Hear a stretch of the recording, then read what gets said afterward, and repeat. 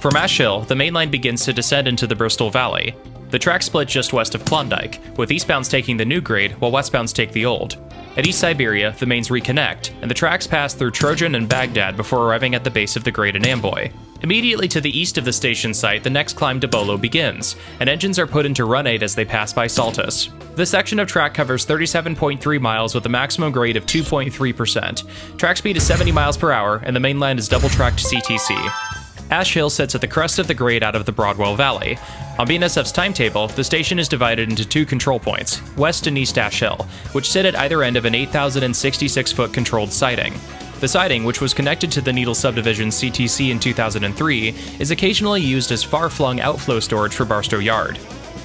The Y at Ash Hill was used to turn steam engines from the helper pool based in Bagdad, 17 miles east of here. With the advent of bidirectional diesels, most Y tracks were eliminated from the Needles subdivision, along with helpers themselves for a time. This would force both dispatchers and train crews to sometimes couple trains together for the long climb up to the summit of Ash Hill. But by the 1980s, the helper pool had been re-established in Needles, and pairs of SD40-2s would remain on the rear of heavy westbounds up and over both Goffs and Ash summits. Today, distributed power units have eliminated the need for most manned helpers on Ash Hill. The cut at East Ash Hill marks the beginning of the 1923 grade realignment. With the end of the First World War, Santa Fe invested $14 million, equivalent to nearly $266 million in today's money, to significantly upgrade its mountain districts to help alleviate bottlenecks and smooth out helper operations. West of Colorado, Santa Fe built 212 miles of new track on either existing alignments or new right-of-ways, and the 9.7 miles east of Ash Hill is one of the most impressive engineering feats of this project. From the summit, the original SP main line immediately curved to the north and followed a series of washes down to Klondike, crossing over the dry waterways 4 times in 3 miles. Hauling in hundreds of tons of aggregate, Santa Fe replaced the curvature with a fill straight as an arrow, allowing for a faster and more efficient climb up to the summit. Now, a century later, BNSF has embarked on a project that, like Santa Fe before it, is fundamentally transformational for the character of the grade over Ash Hill. Segments 3 and 4 of BNSF's $100 million third main track expansion project started work in 2023, and the centerpiece of the undertaking is 11 miles of new main along the westbound track between Siberia and Ash Hill. East Ash Hill will itself be moved from its present location to the western end of the new track, with the money saved from its relocation being allocated to extend the siding an additional 5,000 feet to a new control point and crossover. Thus, the new 4-track straightaway to CP Klondike will provide for increased flexibility and allow for westbounds to be held off the main at Ash Hill. This is milepost 682.9, the point where tracks 1, 2, and the original grade to Ash Hill all converge. The old station side of Klondike sits just east of the junction on Main 1, and the future site of CP Klondike lies 1.6 miles to the west at milepost 684.5. However, the spot where the tracks reconnect doesn't have a station name or control point. From this conspicuously unnamed spot, the eastbound main heads due south on a much more direct path into the Bristol Valley than the westbound track, which skirts the foothills of the Bristol Mountains. Both are named for the SP timetable location of Bristol, near the current site of Bolo.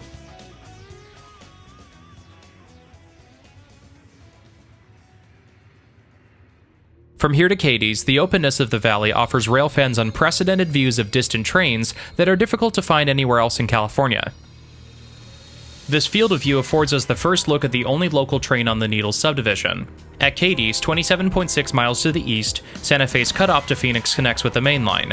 When Santa Fe trains ran through instead of interchanging with the Arizona and California Railway, the locals that operated to Parker and Phoenix were called a variety of names as Santa Fe naming conventions shifted, and the train was variously called the Parker Local, 708 train, and MBAPX. When Santa Fe's ownership was truncated to Kadis and BNSF took over, its symbol was changed to the LSCA1161 before its current nickname, the Cadiz Turn, was established. After the Van Buren Yard to Barstow MJAC-BAR was annulled in 2009, the train was the last mainline bastion of BNSF's high-horsepower 4-axle locomotives on the Southern Transcon. Because of this and its predictable schedule, it became a favorite of railfans for its use of GP60s, GP60Ms, and B40-8Ws, until 6-axle GEs finally displaced the venerable units in the early 2020s. Heading up from West Siberia on Main 1, westbounds face a continuation of the 1.42% grade they've been climbing since Amboy, but for eastbounds, the station represents an easing of the 2.3% grade they've been following since the split. The difference in both speed and gradient profile helps to highlight the intensity of railroading here in a unique way, as westbounds can be seen for a half hour or more working their way upgrade as their eastbound counterparts race by at track speed on the near track. However, CTC allows for a flipping of this script, as light westbound trains with over 2.5 horsepower per ton available can sometimes find themselves with a lineup to charge up Main 2. Like many operations involving long stretches of trains operating wrong main, this can be a delicate task for BNSF dispatchers, who will need to hold any eastbound traffic at East Ash Hill to allow for the hotshot to cross back over.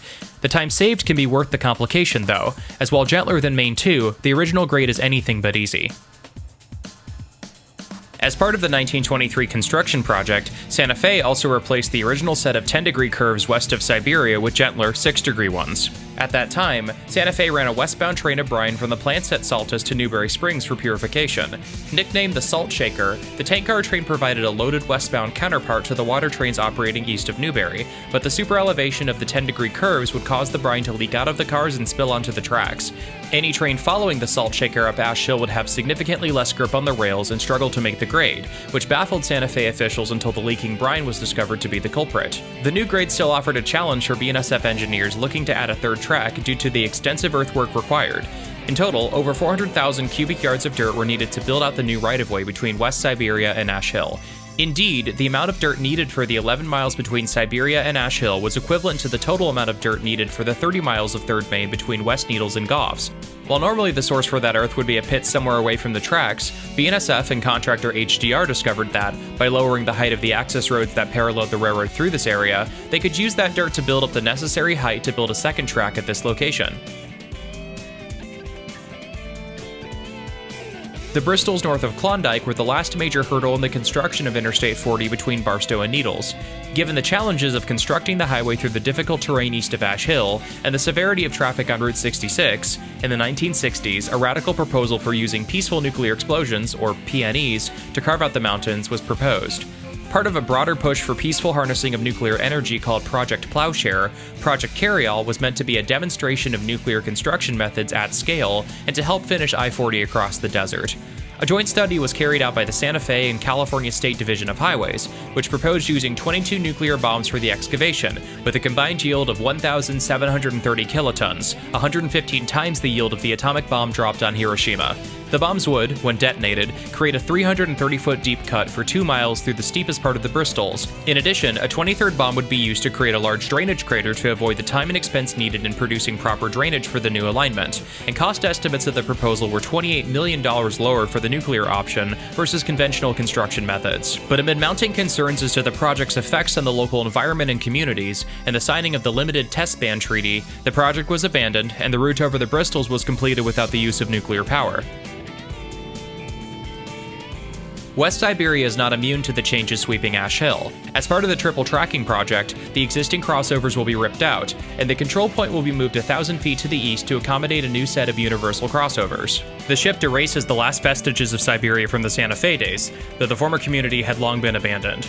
Like many towns alongside Route 66, the rerouting of highway traffic through the desert caused business at Siberia to dry up, and the residents moved out. Today, the station site, named like Arctic and Klondike as an ironic reference to the Mojave's climate, sits empty. For many years, however, the last remaining vestige of the station, a single palm tree, stood vigilant alongside the Needles sub-main until its eventual passing in the late 1990s. Like many past icons of the Mojave, the palm at Siberia has long since been swept away by the inevitable passing of time, but those who are there to experience its stubborn persistence have immortalized it through photos.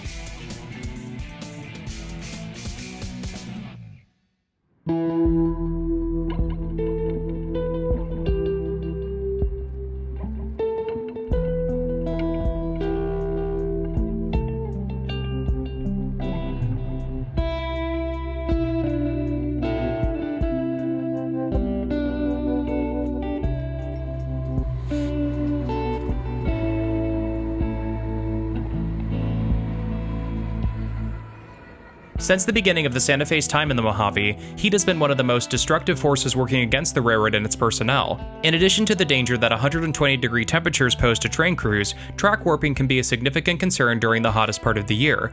Thus, whenever temperatures rise above 100 degrees Fahrenheit, heat speed restrictions can be implemented to help prevent derailments, and MOW crews are kept busy all summer inspecting and repairing heat kinks.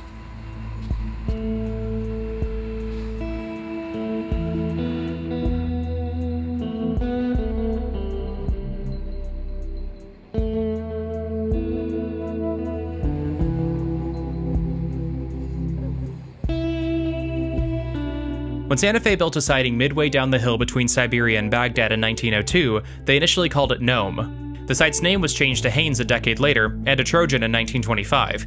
While no longer appearing on the BNSF timetable, Trojan remains a favorite spot for visiting railfans. From this point, trains can be seen cresting the hill at Bolo, 12 miles distant, and can be followed across the valley to this location.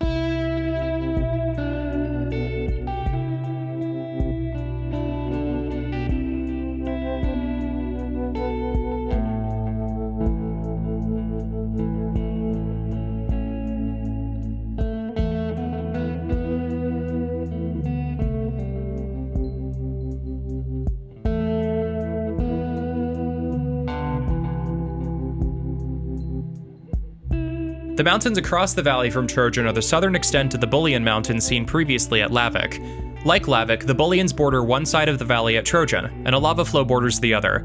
Dish Hill, otherwise known as Siberia Crater, is a complex of 3 cinder cones. Like Pisgah Crater, the cones are part of the 52 vents of the broader Sima volcanic field.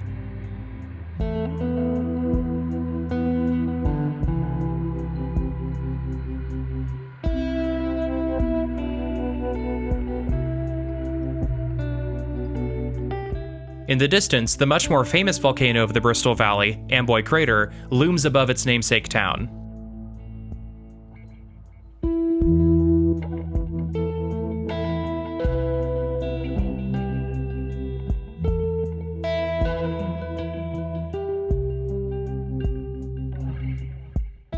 Baghdad was founded with the arrival of the Southern Pacific in 1883 as a base for helpers assisting westbounds to the summit of Ash Hill.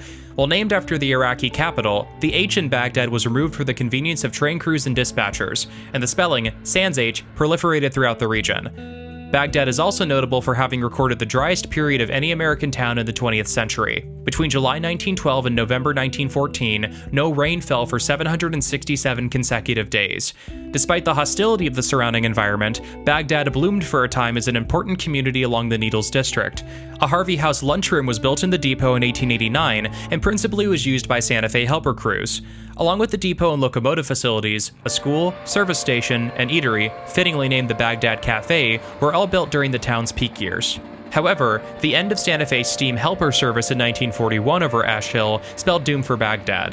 By 1943, the train order office had been closed, and the town endured a slow, inexorable decline until, one by one, the last remaining buildings were razed by vandals. This left, like Siberia, a single palm tree that lasted just until the turn of the 21st century. Despite this, the legacy of Baghdad lives on in popular culture. In 1988, the Baghdad Cafe was reimagined by German filmmaker Percy Adlon, who renamed the Sidewinder Cafe in Newberry Springs as the setting for the film of the same name. To this day, the Baghdad Cemetery remains, the bodies interred here resting peacefully until another train thunders by. While it wasn't immortalized as a movie star, Amboy, just down Route 66 from Baghdad, has fared marginally better in the post-Interstate 40 Mojave in that, unlike Baghdad, its survival wasn't solely dictated by the needs of the railroads. Founded by mining interests in 1858, local legend states that the town got its name when, during a conversation between 2 railroad employees about the heat, one commented, "Sure is hot," and the other responded, "Sure am, boy." Unlike the borax mined from dry lakes to the north, the salts found on Bristol Lake are sodium chloride, and were mined from both surface deposits and subsurface brine via evaporation channels. One of the most notable employees of the salt mines in Amboy's early days was Roy Crowell. When driving west to Los Angeles in 1924, Roy and his wife Velma's car broke down in Amboy, and to pay for repairs, he found employment as a mechanic, while Velma worked in a cafe. Finding that they enjoyed the town, the Crowells stayed and opened a garage of their own, and invited both their daughter, Bessie, and son-in-law, Buster Burris, to move to Amboy as well. In 1938, a room in the garage was converted to a cafe, and Roy's, one of the most iconic locations along Route 66 in California, was open to the public. When a new salt mill was opened in Amboy in 1940, the town grew to be the largest between Barstow and Needles, and after Roy retired, Buster took over and purchased the entire community. The new owner's antics also became the stuff of legend. During the height of Santa Fe passenger service along the Needles district, Buster would take tires from his shop and haul them up to Amboy Crater, lighting them on fire to make passengers believe the extinct crater was about to erupt. As both Amboy and nearby Chambliss were dry towns, he called the crates of beer he smuggled into the community cartons of eggs to keep up appearances. In 1989, facing a decline in both the town's viability and his health, Buster put it up for sale. In 1995, Amboy was sold to Timothy White, but after Buster died in 2000 and the new owners defaulted on their payments, the property was taken back by Bessie. It was sold again to Alberto Cura, founder of Juan Pollo, a restaurant chain in the Inland Empire, and when he died in 2023, his son, Kyle, took over as owner. Any restoration of Amboy to its former glory, however, has long been stymied by access, or lack thereof, to water. Amboy was the last community along the Needles subdivision still served by water trains, and until 2004, the Kadis local would switch a spur on the west end of town to deliver cars for the thirsty residents here. At this point, eastbounds have descended over 1,300 feet from Ash Hill, and have reached the lowest point between Barstow and Needles.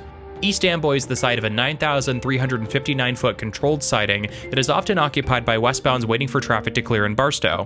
Upon cresting Bolo Hill, westbound trains will contact the BNSF Mojave dispatcher in order to be given lineup instructions for their journey into the yard.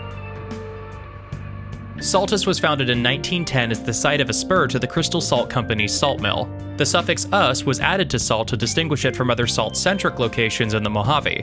Brine is still loaded out on the spur track, though most of the surrounding mine infrastructure has been destroyed.